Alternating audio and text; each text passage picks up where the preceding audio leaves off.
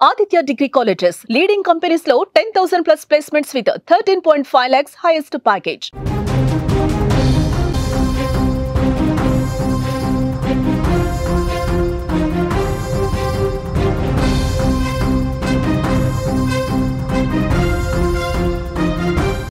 Breaking news చూస్తున్నాం. ఇవాళ తెలంగాణలో రేషన్ కార్డుల పంపిణీ. సీఎం రేవంత్ రెడ్డి చేతుల మీదుగా రేషన్ కార్డులు.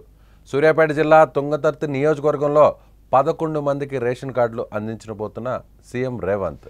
రాష్ట్ర వ్యాప్తంగా 3,58,000 మందికి రేషన్ కార్డులు.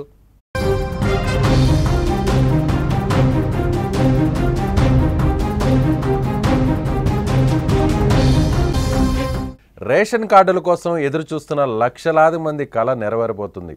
తెలంగాణలో రేషన్ కార్డుల పంపిణీకి రంగం సిద్ధమైంది. సీఎం రేవంత్ రెడ్డి చేతుల మీదుగా నేడే రేషన్ కార్డుల పంపిణీని ప్రారంభించబోతున్నారు.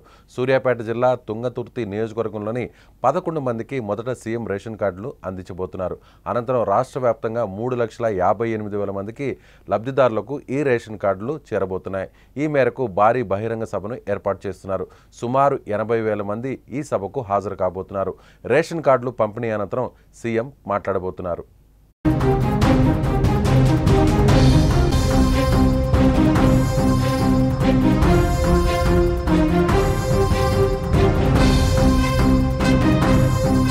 గత 10 ఏళ్లుగా తెలంగాణలో కొత్త రేషన్ కార్డుల జారీ జరగలేదు.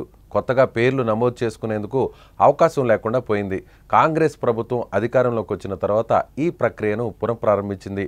ఇందులో భాగంగా ప్రజాపాలనలో దరఖాస్తులు తీసుకున్న ప్రభుత్వం అనర్హుల పేర్లను తొలగించే ప్రక్రియను చేపట్టింది. 3 నెలలుగా బియ్యం తీసుకున్న అర్హత లేని వారి పేర్లను తొలగించింది. చివరికి అసలైన లబ్ధిదారులకే కార్డులు ఇవ్వాలనే ఉద్దేశంతో ప్రక్షాళన చేపట్టి చివరి లిస్టును రెడీ చేసి వారికి ఇప్పుడు కార్డులను అందజేయబోతోంది.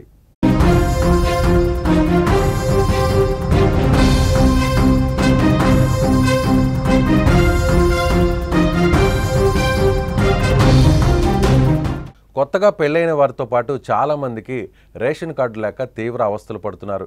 ఈ 10 ఏళ్ల కాలంలో సంక్షేమ పథకాలకు దూరమయ్యారు. వివిధ పరిస్థితుల్లో వారిని రేషన్ కార్డు సమస్యలు వెంటాడాయి. ఇప్పుడు తెలంగాణ రాష్ట్రంలో దాదాపుగా 11 ఏళ్ల తర్వాత రేషన్ కార్డులు రావడంతో లబ్ధిదారులు ఆనందం వ్యక్తం చేస్తున్నారు. తాజాగా అందించనున్న 3,58,000 రేషన్ కార్డులతో 11,11,223 మందికి లబ్ధి చేకూరనుంది. అంతేకాకుండా పాత కార్డుల్లో కొత్తగా 4,41,851 మందిని సభ్యులుగా చేర్చారు. దీంతో మొత్తంగా 15,53,074 మందికి నేటి నుంచి రేషన్ ప్రయోజనం చేకూరనుంది.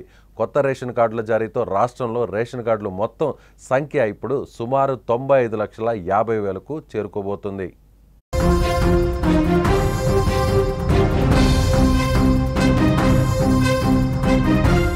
సో ఇచ్చిన హామీని ప్రతి హామీని నిలబెట్టుకునేటువంటి ప్రయత్నం చేస్తుంది కాంగ్రెస్ ప్రభుత్వం.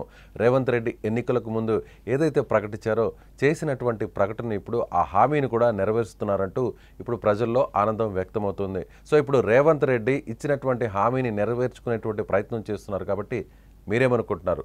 మీ అభిప్రాయాన్ని కామెంట్ చేయండి.